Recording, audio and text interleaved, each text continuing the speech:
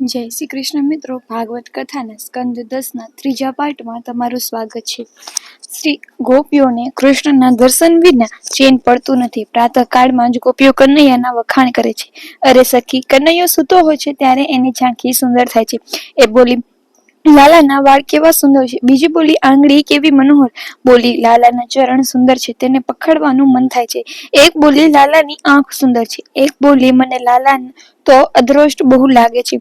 ગોપીઓ બોલતી નથી, ભક્તિ બોલે છે. ભક્તિ કેવી રીતે તે ગોપીઓ બતાવે છે. ત્યારે ભક્તિ કરવી હોય તો આ પ્રમાણે પરમાત્માના એક એક અંગનું ચિંતન કરો. આવી રીતે કૃષ્ણના એક એક અંગમાં દ્રષ્ટિ સ્થિર કરો તો જ ભગવાન ભક્તિ થાય છે. સ્વરૂપાશક્તિ વગર ભક્તિ વગર ફળતી નથી. ભગવાનનું ચિત્ર અંદર હૃદયમાં ઉતારો. ભગવાનનું ચિત્ર અંદર ઉતરે છે ત્યારે દર્શન આવે છે. ગોપીઓના આમ વાતો કરે છે ત્યારે યશોદાજી કહે છે કે અલિયો, તમે દર્શન કરવા આવી છો તો દર્શન કરો, વાત ન કરો. વાત કરશો તો મારો લાલો જાગી જશે. બન્યું એવું, જે ગોપીઓ આમ અંદર અંદર વાતો કરે છે તેવામાં લાલાએ પાસું ફેરવ્યું. લાલાએ પહેલી વાર પાસું ફેરવ્યું એટલે અંગ પરિવર્તન નામનો ઉત્સવ કરવાનો. પરમાત્માને પધાર્યા પછી કાયમ ઉત્સવ કરશો તો લાલો કાયમને માટે તમારા ઘરમાં રહેશે. શ્રી કૃષ્ણ ઉત્સવ પ્રિય છે. ઉત્સવના દિવસે શક્તિનો, મનનો, વાણીનો સદુપયોગ કરો. ઉત્સવના દિવસે ભગવાનનું ખૂબ સ્મરણ થવું જોઈએ. ઉત્સવના દિવસે ઈશ્વર સેવા દેહભાન ભૂલાવવું જોઈએ. ઉત્સવના દિવસે આંખમાંથી પ્રેમના બે આંસુ ન નીકળે તો ઉત્સવ વ્યર્થ છે. ઉત્સવને દિવસે વેદપાઠી બ્રાહ્મણનું પૂજન કરો. ઉત્સવને દિવસે ગરીબને અન્નદાન કરો. ઉત્સવના દિવસે સાધુ મહારાજને ભોજન કરાવો. પોતે ભોગ ભોગવી રાજી થવા તો બીજાને આપીને રાજી થાવ. ઉત્સવ અને ઉત અને શબ. ઉત એટલે કે ઈશ્વર અને સવ એટલે કે પ્રાગટ્ય. ઈશ્વરનું પ્રાગટ્ય હૃદયમાં થાય તે ઉત્સવ. લુલીના લાડ કરવા માટે ઉત્સવ નથી. ઉત્સવ પરમાત્મા સાથે એક થવા માટે છે, તન્મયતા થવા માટે છે. યશોદાજીએ અંગ પરિવર્તન ઉત્સવ કરવાનો નિર્ણય કર્યો. યશોદાએ વિચાર્યું કે બ્રાહ્મણોની પૂજા તો રોજ કરું છું, પણ ગોપીઓને ગોવાળના આશીર્વાદથી પુત્ર મળે છે તો આજે ગોપીઓને ગોવાળની પૂજા કરું.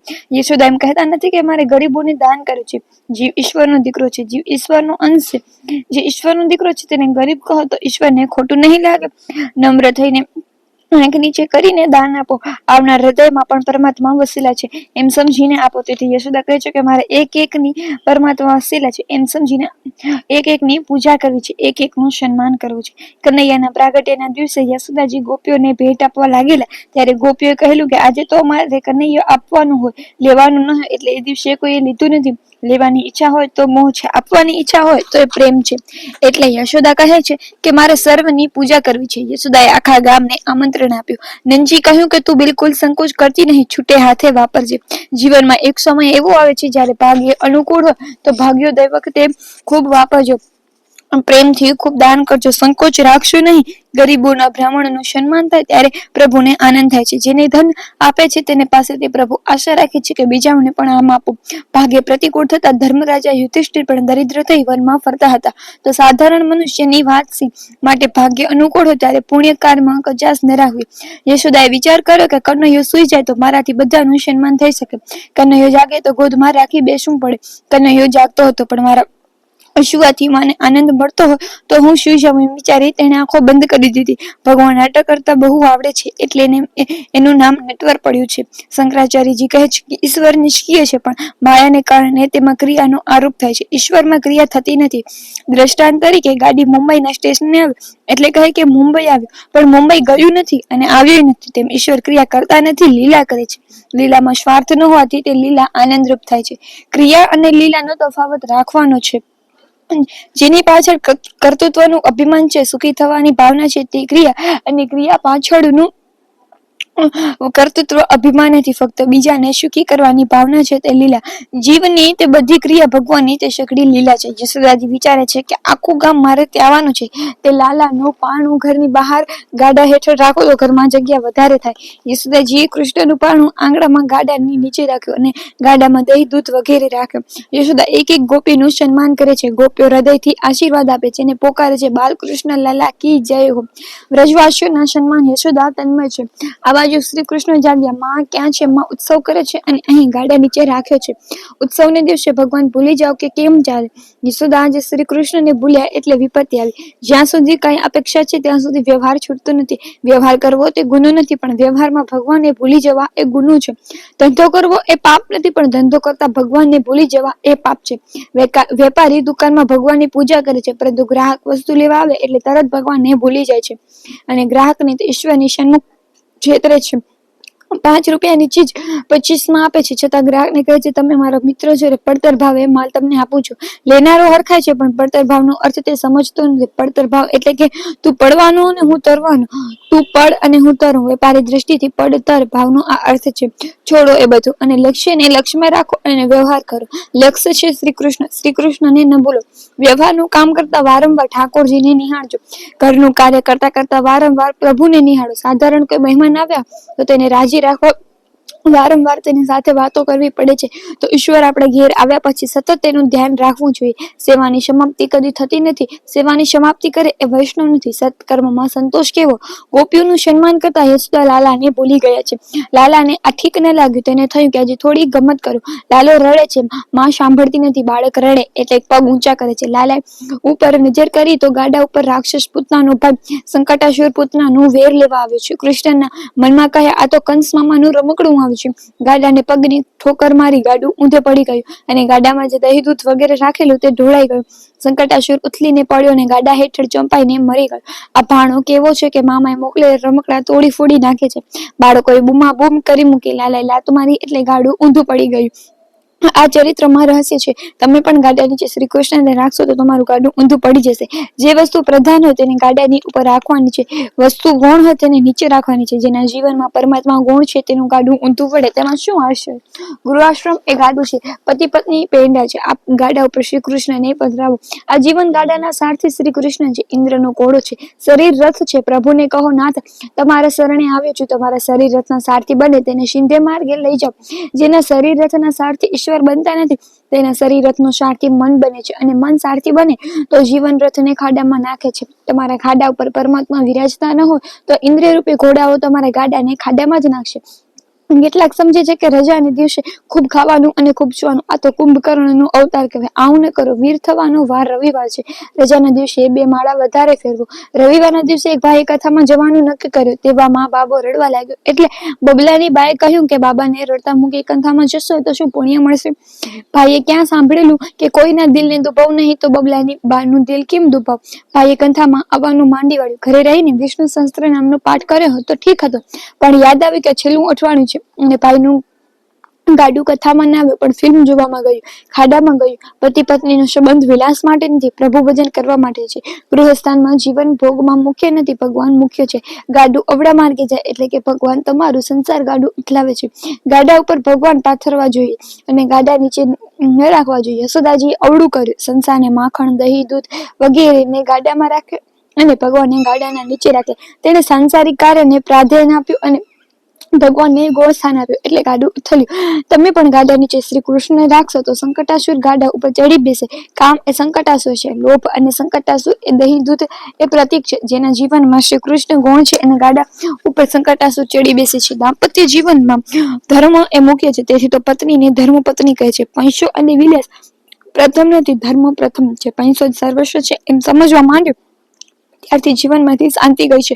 પૈસાને મુખ્ય ગણવાથી સદાચાર ગયો. પૈસા કરતા વધારે સુખ સંયમ અને સદાચારથી મળે છે. ધર્મ અર્થ કામ અને મોક્ષ એ 4 પુરુષાર્થમાં પહેલો ધર્મ છે અને છેલ્લો મોક્ષ છે. ધર્મ અને મોક્ષની વચ્ચે અર્થ અને કામ રાખ્યા છે. એટલે કે અર્થ અને કામ એ ધર્મ અને મોક્ષની મર્યાદામાં રહીને મેળવવો જોઈએ. માનવ જીવનમાં અર્થ અને કામ ગૌણ છે, પરંતુ ધર્મ અને મોક્ષ એ પ્રધાન છે. તમારા જીવનમાં ધર્મ અને મોક્ષ ગૌણ બનશે તો તમારું ગાડું એ અધોગતિ રૂપ ખાડામાં જશે. સંકટાસુર છાતી ઉપર ચડી ન બેસે તો એનો એક ઉપાય છે. એક સંતના મત પ્રમાણે સંકટાસુર લીલા કરી ત્યારે ભગવાન 108 દિવસના હતા. તમારી છાતી ઉપર સંકટાસુર એટલે કે કામ ક્રોધ લોભ વગેરે ચડી બેસે ત્યારે 108 મણકાની માળા હાથમાં લેવી અને ભગવાન નામની માળા ફેરવી. સંકટાસુર હણાય જે જાણો. ભગવાને 108 દિવસ ગણે તેમ તમે પણ 108 ગણો, એટલે કે માળા હાથમાં લો ને પ્રભુને મળકે આત્મસમર્પણ કરતા જાઓ તો સંકટાસુર શાંત થશે. માળા સાથે મૈત્રી ન કરો તો સંકટાસુર માથે ચડી બેસે. કામનો વેગ, ક્રોધનો વેગ ખોળવો હોય તો પરમાત્માનો આશ્રય કરવો પડશે. એક દિવસ યશોદાજી બાલકૃષ્ણને ખોડામાં બેસાડીને રમાડતા હતા. તે લાલાનું વજન વધતું જતું લાગ્યું. વધતા લાલો એવો ભારે બની ગયો કે યશોદાજી કૃષ્ણને ત્યાં મૂકી ઘરકામમાં લાગે. તે વખતે તૃણાવર્ત નામનો રાક્ષસ વંટોડિયાનું રૂપ ધારીને આવ્યો અને કૃષ્ણનું હરણ કરી આકાશમાં ચડી ગયો.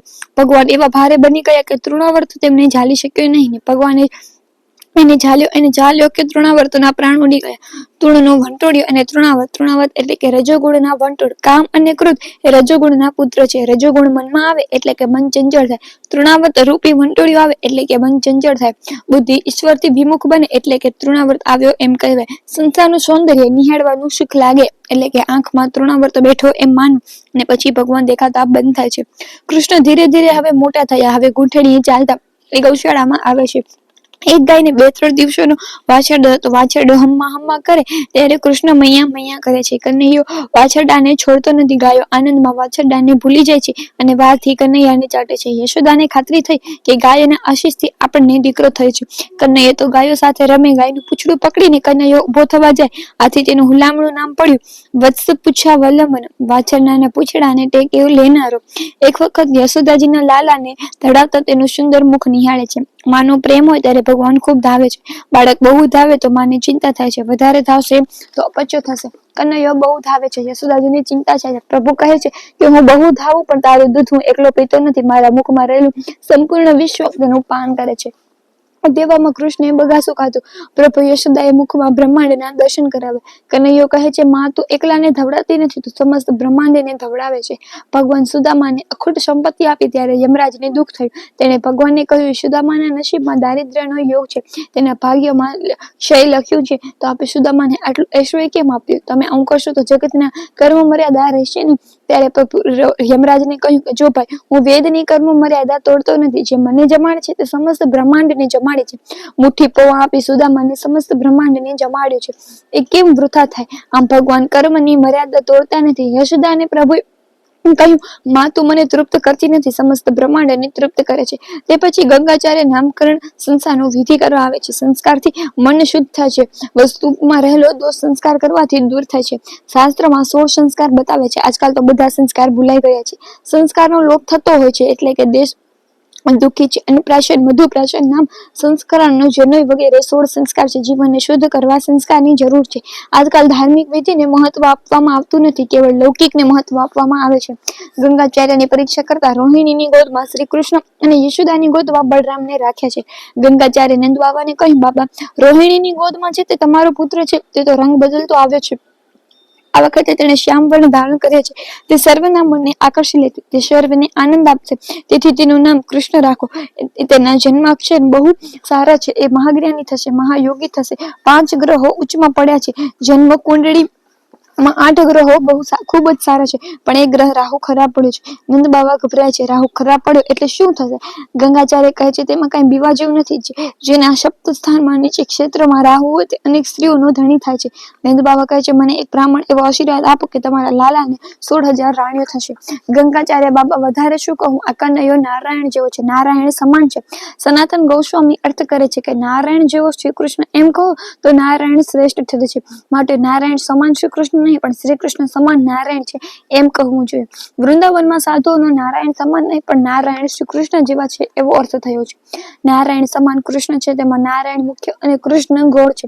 શ્રી કૃષ્ણ સમાન નારાયણ છે, તેમાં કૃષ્ણ મુખ્ય અને નારાયણ ગૌણ છે. કૃષ્ણ અને નારાયણમાં કઈ ફેર નથી. આ કેવળ પ્રેમનો મધુર કલહ છે. શ્રી કૃષ્ણ સમાન નારાયણ છે એવો આવો અર્થ કરી તો કૃષ્ણ પ્રધાન અને નારાયણ ગૌણ બને છે. નારાયણના 60 ગુણો છે, ત્યારે મુરલી મનોહર કૃષ્ણમાં 64 ગુણો છે. નારાયણ કરતા 4 ગુણો વધારે છે. રૂપ માધુરી, લીલા માધુરી, વેણ માધુરી ને પ્રિયા માધુરી, આ 4 ગુણો શ્રી કૃષ્ણમાં વધારે છે. નારાયણમાં આ 4 ગુણો નથી. નારાયણને 4 હાથ છે, તેથી તેઓ થોડા બેડોળ લાગે છે. તેથી આ 2 હાથ વાળો કનૈયો શ્રેષ્ઠ છે. વૈકુંઠના નારાયણ તો અક્કડ ઉભા રહે છે, અમારી સાથે બોલતા પણ નથી, ત્યારે તમારો કનૈયો અમારા સાથે બોલે છે. અમારી સાથે રમે છે, અમારી સાથે ફરે છે, તેથી અમારો કનૈયો શ્રેષ્ઠ છે. કૃષ્ણના દર્શન માટે જે આતુર બને છે તેની પાછળ કનૈયો આવે જ છે. ગોકુળમાં એક નવી વહુ આવી હતી. તે કનૈયાને દર્શન કરવા માટે આતુર હતી. તેની સાસુ તેને શ્રી કૃષ્ણના દર્શન કરવા જવા દેતી ન હતી. આજે તે જળ ભરવા જાય છે. કૃષ્ણનું ચિંતન કરતા દેહનું ભાન ભૂલી જાય છે. લાલાના કેસ વાંકડ્યા છે, મસ્તક ઉપર મોરપીંછ છે, હોઠ ઉપર મોરલી ધારણ કરી છે, કાનમાં મકરાકૃતિ કુંડળ અને કેડ ઉપર પીતાંબર ધારણ કર્યું છે. ત્યાં તો ઝૂમ ઝૂમ કરતો કનૈયો પાછળથી આવે છે. આવીને સાડીનો છેડો પકડે છે. ગોપી જુએ છે તો કનૈયાને આવીને સાડી પકડે છે. 3 વર્ષનો કનૈયો છે. ગોપી કનૈયાને ઉઠાવી અને છાતીએ સરખો ચાંપે છે. કનૈયો સર્વેનો પિતા છે, સર્વેનો પતિ છે અને સર્વેનો બાળક છે. વૈકુંઠના નારાયણ મર્યાદા પુરુષોત્તમ છે, ત્યારે કનૈયો પૃષ્ટિ પુરુષોત્તમ છે. કનૈયો કરે છે તેવી લીલા મનુષ્ય તો શું, દેવો પણ કરી શકે નહીં. શ્રી કૃષ્ણ દેવોને પણ દેવ છે. એક સખી દહીં દૂધ માખણ વેચવા નીકળે છે. કૃષ્ણ પ્રેમમાં એવું દેવભાન ભૂલી કે જે બોલવું હોય એ જોઈએ કે દહીં લો માખણ લો, પણ માખણ શબ્દ યાદ આવે જ નહીં. તેની બુદ્ધિમાં માધવ હતા, એટલે કે બોલવા લાગી, કોઈ માધવ લ્યો, કોઈ ગોવિંદ લ્યો, ભોળી રે ભરડાવણ હરીને વેચવા ચાલે. 14 ભુવનમાં નાથને મટુકી ખાલી. ગોપીની આ હાલત છે. કૃષ્ણ પ્રેમમાં એવી તન્મય થઈ છે કે એ શું બોલે છે તેનું એને ભાન નથી. લાલાના કાને આ શબ્દ પડે. લાલો કહે, આ તો જબરી છે, મને વેચવા નીકળી છે. રસ્તામાં જ શ્રી કૃષ્ણ પ્રગટ થયા અને સખીને કહે, અલી ગોપી, હું ગોકુળનો રાજા છું, મને માખણ આપ. અતિશય પ્રેમ હોય તો ચીડવવાની ઈચ્છા થાય છે. ગોપીના હૃદયમાં પ્રેમ છે, તે કનૈયાને ચીડવે છે. તું શાનો ગોકુળ રાજા? ગોકુળના રાજા દાઉદ ભૈયા છે, હું તેને માખણ આપીશ, તને નહીં આપું. ખબર પડતી નથી. નંદબાવા આ કાળા કનૈયાને ક્યાંથી લઈ આવ્યા છે? નંદબાવા તો ગોરા છે અને તું કાળો છે. કનૈયાએ ગોપીઓને સાડી પકડી. ગોપી કહેવા લાગી, લાલા મને છોડ, મારા દહીં દૂધ ઢોળાઈ જશે, મારા સાસુ વળશે. ગોપી ધક્કો મારી સાડી છોડાવી લઈ આગળ ચાલવા ગઈ. પાછળ જુએ તો કનૈયો રિસાયેલો છે. ગોપી કહેવા લાગી, કનૈયા તને માખણ આપું, મિશ્રી આપું? મારી ભૂલ થઈ. કનૈયો કહે, મારે કઈ જોઈતું નથી. ગોપી ચાલવા લાગી. ત્યાં કનૈયે પથ્થર લઈ અને ગોળી ઉપર માર્યો. ગોળી ફોડા નાખી. આવી લીલા બીજા કોઈ દેવ કરી શકે નહીં. શ્રી કૃષ્ણ કહે છે કે હું સર્વેનો પતિ છું. કૃષ્ણ ત્યાંથી ઘેર આવીને ડાયો ડમરો થઈ યશોદાજીની ગોદમાં છુપાઈ જાય છે. પેલી ગોપી ઘેર આવી છે. યશોદામાને ફરિયાદ કરે છે, માં, તને લાલાએ બહુ લાડ લડાવ્યો છે, પણ આજે એને શું કર્યું જાણો છો? કનૈયાએ મારી ગોળી ફોડી નાખી, મારા કપડા બગાડ્યા, મારા દહીં દૂધ ઢોળાઈ ગયા, જુઓ આ. કૃષ્ણ કહે, માં, આ ગોપી કંજૂસ છે. 2-3 દિવસનું વાસી દહીં લઈને એ વેચવા જતી હતી. તેથી મને થયું કે કોઈ ગરીબ દહીં લે અને માંદો પડે તો, એટલે મેં એને ગોળી ફોડા નાખી. હું તો માં આરોગ્ય પ્રચારક મંડળનો પ્રમુખ છું. યશોદાજી ગોપીને બોલાવીને ઠપકો આપ્યો કે, અલી ગોપી, તું આવું દહીં વેચવા લઈ જાય છે? ગોપી હસવા લાગ્યા. કનૈયો બોલવામાં ચતુર છે. કનૈયો રસ્તે જતો હોય તો ગોળની ગોળી પર ફોડી શકે અને છતાં એ વહાલો લાગે છે. બીજા દેવોને બીક લાગે છે કે કોઈ સ્ત્રી અટકી જવાશે તો અમને થપ્પડ પડશે, અમારી પૂજા કોઈ નહીં કરે. શ્રી કૃષ્ણ લીલા માધુર્ય દિવ્ય છે, એ કોઈ દેવ કરી શકે નહીં. નારાયણ ભગવાન હાથમાં શંખ રાખે છે. શંખ વગાડનાર દેવ મોટો કે વાંસળી વગાડનાર દેવ મોટો. આ બીજા દેવો શસ્ત્ર અસ્ત્ર લઈને બેઠા છે. કોઈના હાથમાં ગદા, કોઈના હાથમાં ધનુષ બાણ અને કોઈના હાથમાં ત્રિશૂલ છે. મને લાગે છે કે આ બીજા દેવો દુનિયાને લોકોની બીક લાગતી હશે, તેથી હાથમાં શસ્ત્રો રાખીને ઉભા છે. મારો કનૈયો શસ્ત્ર રાખતો નથી. લાલાના એક હાથમાં વાંસળી અને બીજા હાથમાં માખણ મિશ્રી. શસ્ત્ર રાખનાર દેવ શ્રેષ્ઠ છે, એ કનૈયો શ્રેષ્ઠ. મારો કનૈયો જ શ્રેષ્ઠ છે. લાલો રોજ વાંસળી વગાડે છે. લાલાની વાંસળીનો શબ્દ જેના કાનમાં ગયો એને સંસાર ઉપરથી વૈરાગ્ય આવે છે. વાંસળીનો શબ્દ જેને સંભળાય તે રાધે કૃષ્ણ કરતો પાગલ બને છે. શ્રી કૃષ્ણની વેણ માથુરી દિવ્ય છે. ગોપી કહે છે કે મુરલી બજા કે મેરો મન હરી લીહો. બીજી ગોપી પ્રેમ ભરે ઠપકો આપતી કહે છે કે હે મુરારી, ભોજ બનાવવામાં સમય તો કૃપા કરીને આ મધુર મુરલીના તાનને છેડો. કનૈયા, તારી મુરલીનો ધ્વનિ સાંભળી મારા ચૂલામાંના સૂકા લાકડા રસપીના બની રસ બહાવવા લાગે છે.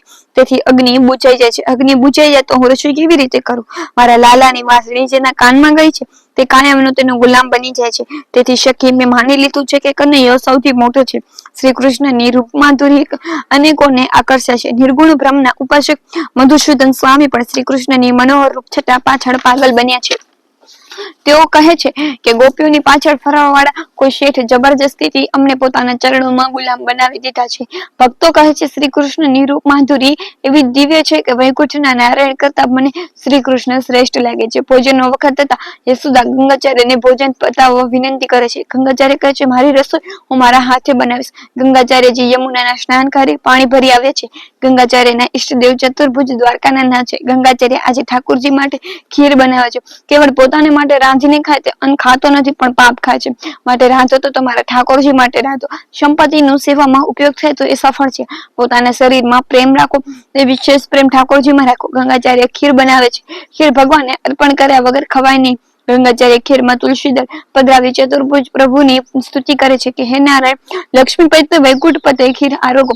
કનૈયો કહે લક્ષ્મીપતિ વૈકુંઠના તો હું જ છું, તો મને બોલવો છો, મારે જવું જોઈએ. એટલો તો તે દોડતા આવ્યા અને ખીર ખાવા લાગ્યા. ગંગાચાર્ય 12 માળા થાય ત્યાં સુધી ઠાકોરજીનું સન્મુખ થાળ રાખે છે અને ઓમ નમો નારાયણ, ઓમ નમો નારાયણ એવો જાપ કરે છે. કનૈયો કહે છે કે આ પણ ઠીક છે. 12 માળા પૂરી થઈ ગંગાચાર્ય આંખ ઉઘડી તો નાનકડા બાલકૃષ્ણ ખીર આરોગતા હતા. તેઓ બૂમ મારે છે કે યશોદા, હે યશોદા, એ તારો લાલો મારી ખીર ખાઈ જાય છે. યશોદા આવે છે, જુએ છે તો કનૈયાનું મોઢું ખીરથી ખરડાયેલું છે. કનૈયો અડધી ખીર ખાઈ ગયો તો યશોદા કનૈયાને ધમકાવા લાગી. ઘરમાં ક્યાં થોડું છે તો મહારાજની ખીર ખાવા ગયો. કનૈયો કહે છે, માં તું મને વટે છે પણ મહારાજ મને ખીર ખાવા બોલાવે પછી તો મને ખાવી પડે ને. યશોદાજી ગંગાચાર્યને પૂછે કે તમે આને બોલાવે? ગંગાચાર્ય કહે છે કે ના, હું તેને શું કામ બોલ? કનૈયો કહે છે તો હું મારા પ્રભુ ચતુર્ભુજ નારાયણને બોલાતો હતો.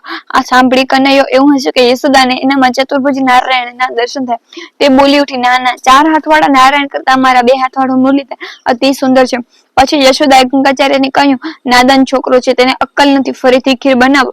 ગંગાચાર્ય ફરીથી સ્નાન કરવા ગયા. યશોદા લાલાને ગોદમાં લઈ બેસે છે. કનૈયો કહે છે, માં મને કોયલ જેવું બોલતા આવડે છે. એમ કહી કનૈયો કુહુ કુહુ કરવા લાગ્યો.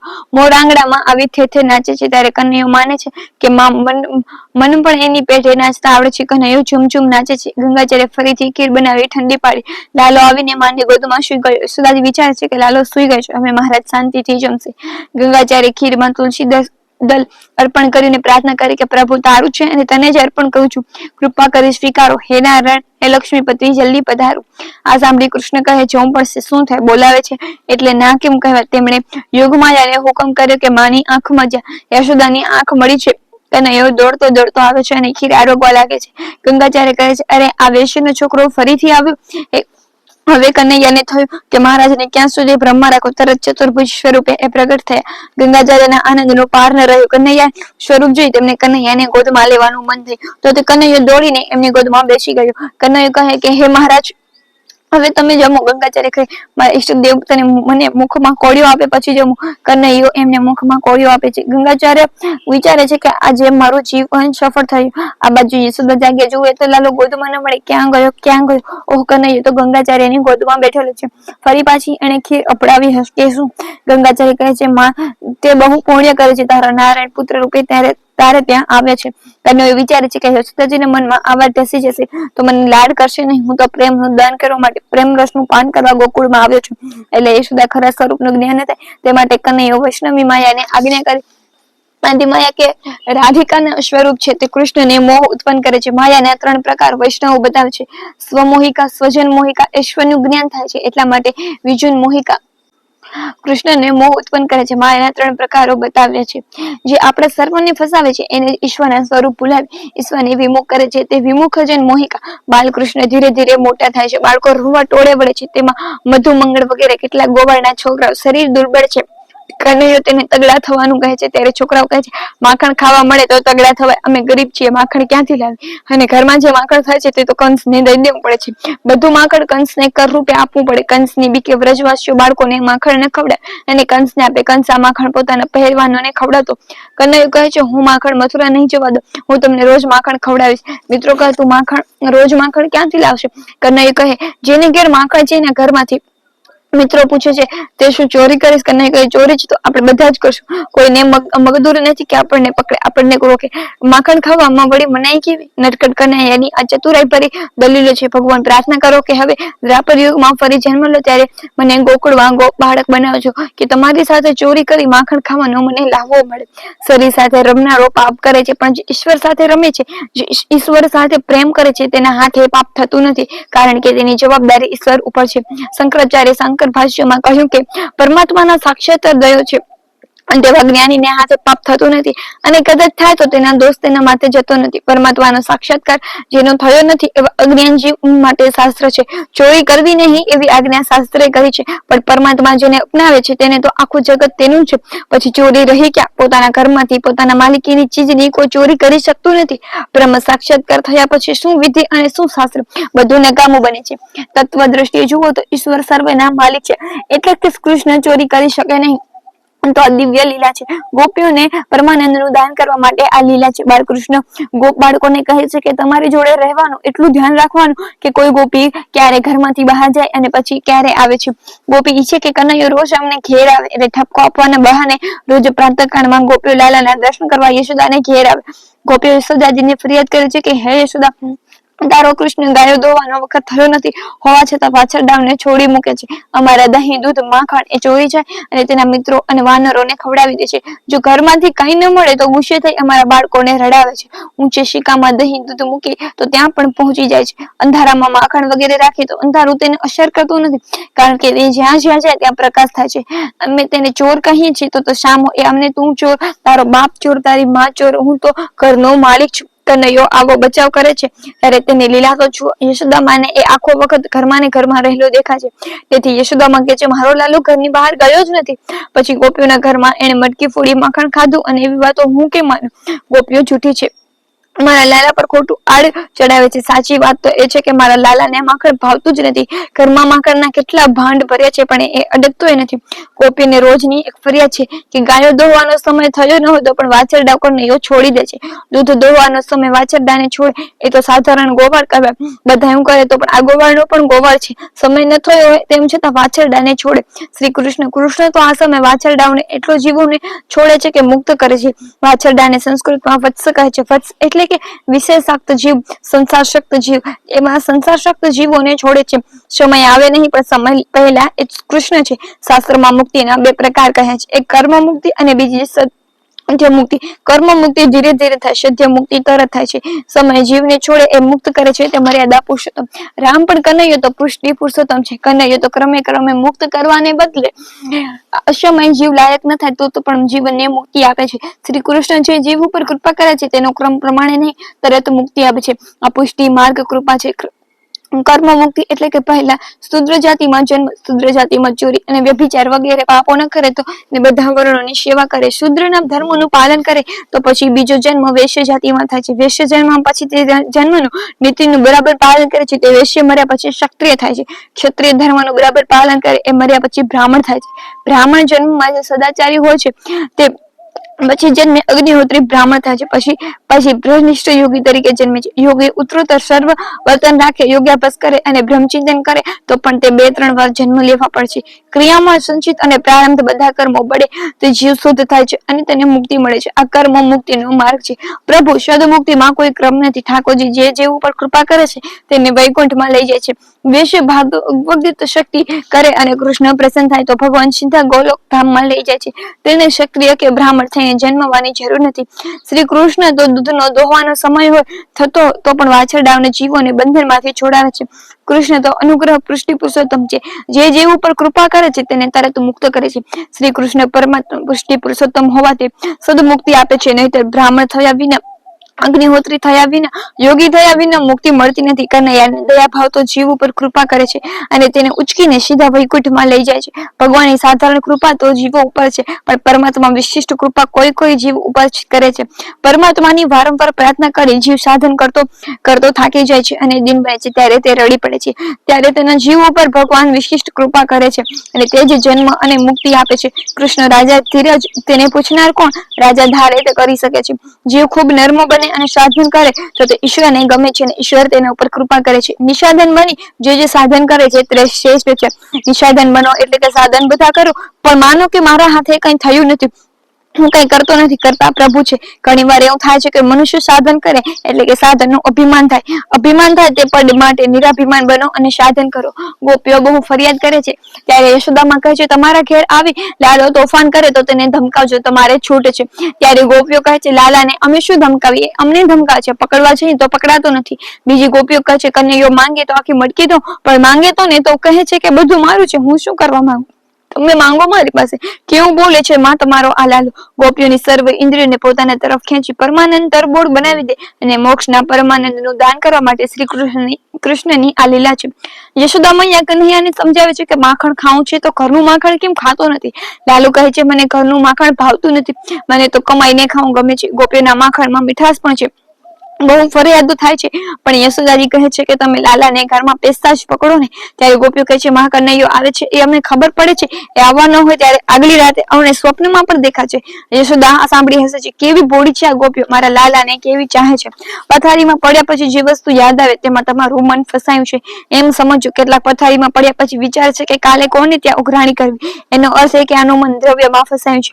વૈષ્ણવો પથારીમાં પડ્યા પછી કૃષ્ણને યાદ કરે છે અને ઊંઘમાં આવતા સુધી કૃષ્ણના નામનો જપ કરે છે, એટલે કે ઠાકોરને સુતા એ છોડતા નથી. એક ગોપી કહે છે કે માં કનૈયો ઘરમાં ન હોય તો એની મૂર્તિ આંખમાંથી ઘસતી નથી. લાલાના નામના તો અમૃત કરતા પણ વધારે મીઠાશ છે, પણ કૃષ્ણ કૃષ્ણ બોલવાની આદત પડી ગઈ છે. અરે કાલ તો મને સ્વપ્ન આવ્યું કે કનૈયો ઘરમાં ઘૂસી માખણ ખાય છે ને દોસ્તારોને ખવડાવે છે. જાગીને જોયું તો ખરેખર કનૈયો બધું માખણ લૂંટી ગયો હતો. યશોદાજી કહે છે કે સ્વપ્નનું કનૈયો તારું માખણ ખાઈ ગયો, તેમાં મારા કનૈયાને તું કેમ દોષ કાઢે છે. ત્યારે ગોપી કહે છે કનૈયો આખો વખત આંખોમાં એવો દેખાય છે કે જે કરે જ છે કે બધું સ્વપ્નમાં જેવું લાગે છે, પણ એવું ખરું જ નહીં. માં તમારો લાલો મોહમાં ચતુર છે. જય શ્રી કૃષ્ણ. અહીં આ પૂર્ણ થાય છે. જય શ્રી કૃષ્ણ.